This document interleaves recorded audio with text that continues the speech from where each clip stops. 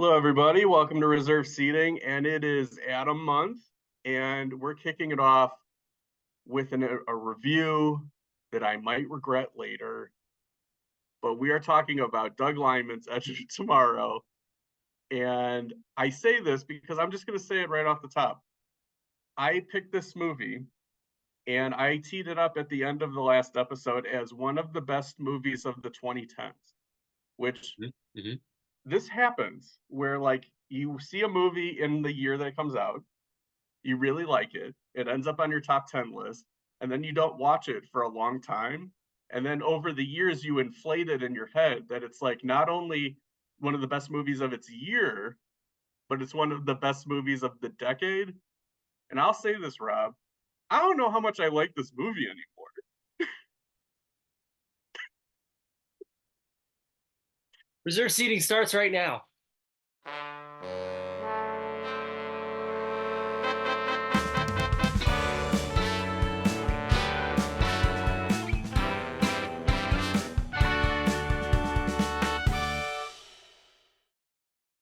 So we're kicking off Adam Month with a movie I'm not sure I like. So you didn't prep me for this until literally 10 seconds before we started recording. Okay.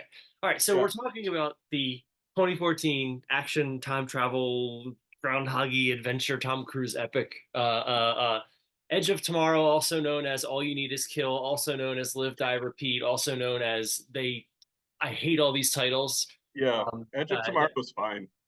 I mean, it's fine. It's just so It's better bland. than the other ones. It's just so bland. And I think my like letterbox review last time I watched this movie was like, I hate all the titles, but I can't think of a better one. I don't know what a better one is.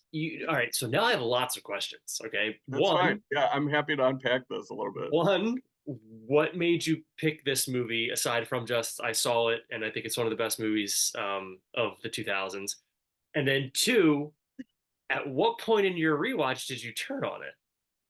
So, all right, it went from like a 3.5 star movie out of four to me Okay, to about a 2.5. So it's not like I hate it. okay, Um, why I picked it was because I felt like Adam month should be kind of an action month. I felt in the mood to watch a bunch of action movies.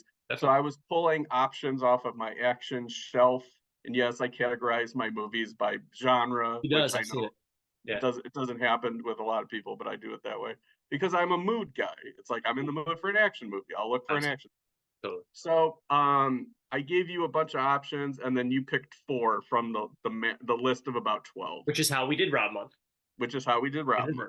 reverse. So Edge of Tomorrow was a movie that I hadn't revisited probably since 2014 when I was doing like my best of the year list, and I saw that it was like number 10 that year. The reason why I think I turned on it, there's two things, three things Okay, that got me this time. And I also want to talk about all the stuff I still like okay, in it. we'll All get right. there. The stuff that I don't really care for is I think that the choice to do the aliens as Matrix Sentinels Mhm. is a huge error that the movie barely recovers from. You mean in terms of like their physicality? I mean that they're boring. Okay.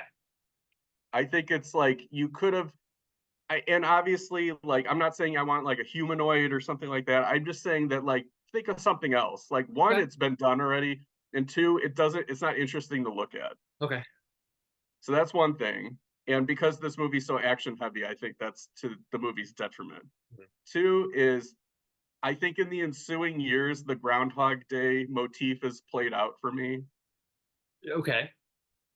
And then the third one is I think the last half hour of the movie is an underwhelming action climax. Okay. So there is where I'm with you. Okay. And Okay. I'm not necessarily not with you on the other stuff, but we'll unpack that. I would agree that the last half hour of this movie feels like either it's out of a different movie or it was repurposed from something else or it was just we spent too much time doing brainy things and now we have to do shooty things. And I find the last half hour of this movie the least interesting part of it. So The stuff that I do like, the stuff that stuff I you will do like. point out, I think this is one of the kind of gold standard Emily Blunt performances. Of course. If if aliens came down to Earth and said, "Why is Emily Blunt a movie star?" You put this in. Yeah. some people might argue Devil Wears Prada, which they're not wrong, but this one I think is where you Two can different really flavors. Yeah. see everything. Mhm. Tom Cruise I think is great. I love when he plays against type, Yep. where he morphs into action man. It's sort of like kind of the I'm awesome, but I lost being awesome and I have to regain being awesome. But in this case, he kind of sucks, and then he has to learn how to be awesome. Yeah. This is that character that Cruz was playing in every '90s movie, and it's really nice. I remember sitting in the theater watching this and being like, "Oh, he's playing like a shitheel again. This is great!" Yeah, Like I was so excited to see him play, not even against type, but just he's playing his character from every late '80s, early '90s Tom Cruise movie again. he gives good smarm, and I think Doug Lyman gets between this and American Made. I think he gets really interesting performances out of Tom From Cruise. Cruz, yes, he does. Yes. So I like those things. I think that the movie is sort of ingenious in its video game structure, where Yeah, it's sort of like you're a player learning how to play the game, and you have 100%. to fail a lot of times before you succeed. And a lot of the little breaks feel like video game cutscenes and things like that. So I think like in terms of like video game as a movie, I think this is one of the best, non-adaptation adaptations of a video game. And I think the movie's well directed. I think the movie's well written. I think the movie is very well edited because like it's never confusing and it keeps track of a complicated plot, which is inherent in the Groundhog Day structure. So I think there's nothing wrong with the filmmaking. It's just that I want the movie to go into overdrive where like I don't think that it does anymore for me where it maybe did in 2014. And maybe it's a difference of seeing it in a theater and seeing it at home. I would agree in that the movie, when you think about a movie like this, like again, just to go back to Groundhog Day for a second, when you Yeah. think about Groundhog Day, this sort of apotheosis of the character in that movie is sort of about what has he learned from the repetition, right? What is he, he's maintained that he's sort of forged this relationship with the Annie McDowell character. He's sort of gradually made himself into a better person. He's lived, whatever, 10,000 years of lifetimes. And the end of Groundhog Day, even though it's a romantic comedy and therefore kind of a little bit easier to kind of resolve, Mhm. there was a very sort of simple moral lesson that he's learning at the end of that movie, which plays into the setup from the first act. So when you look at Edge of Tomorrow, one of the major reasons why the third act is so underwhelming, I don't even think necessarily is because it's just a lot of shooting. I think it's because it doesn't necessarily reward the character arc. You know what I mean? In terms of like I mean, he becomes a good leader, becomes a good soldier, right? And he's able to make those sacrifices. He's willing to sacrifice himself. There is an element of like, okay, he's become a better man. But in terms of his manipulation of the mechanics of the story, of the live, die, repeat of it all, um, Yeah. it's I don't want to say it's missing because I do think like the scene where he just decides to fuck off and go have a drink and be like, what, I've never done this before, and he has his little Mhm. melancholy like second act thing. There Yeah. is an arc there. I don't think that the last act of this movie though plays to the strengths of that arc and really, like you said, pushes it into overdrive. Yeah, I totally agree with that. And like you and I watch movies a little differently in the sense that you're very tuned into like story structure and themes, and I'm more tuned in. I won't say more, but like more so than story structure and Yeah. themes. I character resonates with me, and like kind of cinema of it all resonates with me. So I'll forgive a lot of plot holes if Yeah. it's like sweeps me up. And I think yeah, it's between like the Matrix Sentinel look, which I'm not a fan of in that movie that much either. Right. But there's enough other stuff in it that like, outweighs the Sentinel of it all. And then just it's dingy looking. Like it's like we're going into this sort of Omega swamp Yeah. and it just isn't visually appealing or exciting like it was in the battlefield sequence where it's daylight and like you can kind of I don't know. No, It's I am yeah. with you on so much of this. Again, I Yeah. think that the most of the movie's problems are in that last 25 minutes or so. I think that is important though. If you're watching this and you're saying we're celebrating Adam Month and we're starting with a fairly negative review of one of the most sort of popular genre films, I want to say I think this movie rips it. I think it's great. I think it's such a wonderful. I love the Paxton performance in this. Obviously, Yeah, he's great. Yeah. as we said, I like that the movie takes its time in those scenes, those montage scenes. I mean, Lyman's really good at laying out, like you said, the video game aspect of it. I do think between this and Scott Pilgrim, you've basically got the best video game movies ever made, Mhm. for two different reasons. I am still just overwhelmingly positive on the movie because I don't think that last part negates what's really great about the beginning. I don't regret picking the movie in the sense that I think this is an interesting discussion because if it's not Edge of Tomorrow, I'm sure you or our viewers have had movies like this where like you're really high on it and then you return to it, and whether it just be you're a different person or you've seen a lot of other movies in the past few years or like trends have happened that like didn't exist back then. Which I think is a lot of this. Yeah, because for me, I'm watching it more from like a Tom Cruise, Emily Blunt vehicle standpoint. And I think that Emily Blunt is a movie star, but I don't think she's a movie star in the sense where you're just like, that's what an Emily Blunt movie is like. I think she's got a really wide kind of palette in the sense that there's no, she doesn't have like a signature, like a, that's a Van Damme movie. That's a Gina Davis movie, stuff like that. Like, I don't know. Cruz, and I'm going to get in trouble saying this with you, I think. Cruz is a good person who has never made any mistakes. I think this is a weird movie for him in his career.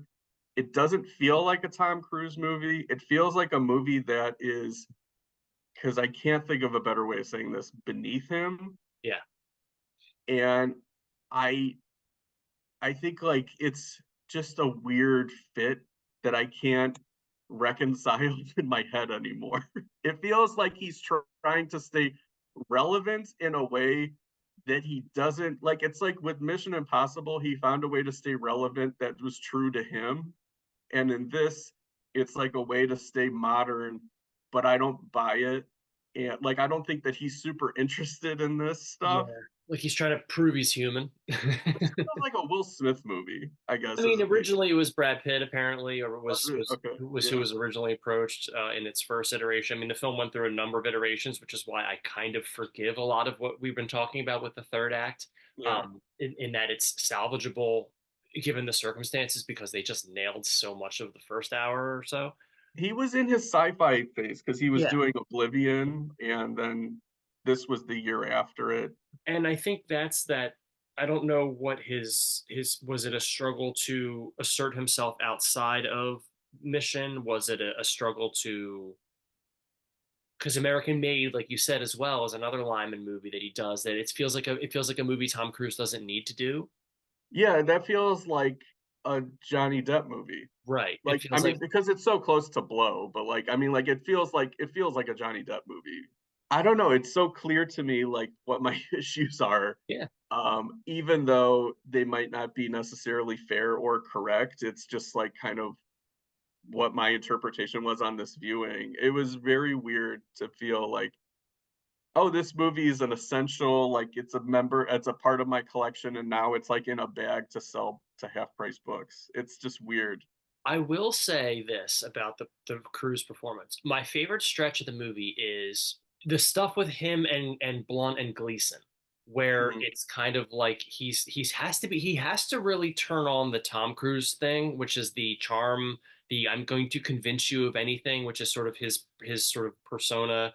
I've talked to some people in the critics group that I'm a part of who have spoken with Mr. Cruz and who have spent time with people who know him, and have said that he is essentially his on-screen persona in that seems like a he is a very well manicured personality whose goal at any given moment is to get you to believe him, get you to believe Mm. what he's saying, that he's very convincing, that he's very sort of persistent, not necessarily charming, but like persistent in that sort of like, you have to listen to me. Like, this is the most important thing. Like, I'm going to tell you right now what's going to happen. You're going to listen, right? Yeah. And that I do think is his strength in this second half of his career, as an Mm. actor. And I do think that that stretch of the movie where they infiltrate the government thing and they talk to Gleason and then they're going through the lab and, walk down the hallway and do this, and the ways in which he is getting Blunt to engage with him and like holding back stuff he doesn't want her to know, but then also giving her enough so that she'll follow. I like that. That to me is the stretch of this movie that's the most interesting in terms of the performance. I hope that I'm not bumming anybody out who like really likes this movie, you included. I didn't expect this reaction to kick off Adam month, but Hey, that happens sometimes. I thought this was a good conversation. So totally. so we will be back next week with a special episode, and we are going to be joined by Patrick Bromley and Heather Wixon, the authors of the new In Search of Darkness book, and we're going to talk about 80s horror. So until next time. So there's a squid, right? Yeah. And there's the red squid and the blue squid. The blue squid is like a giant crab, and he controls the time. No, It's um, we have to save humanity from calamari. until next time. Don't order it as an appetizer. It'll only encourage them. Do you like calamari? I can't eat shellfish. I Is that do. shellfish? Okay, I like calamari. I'm allergic.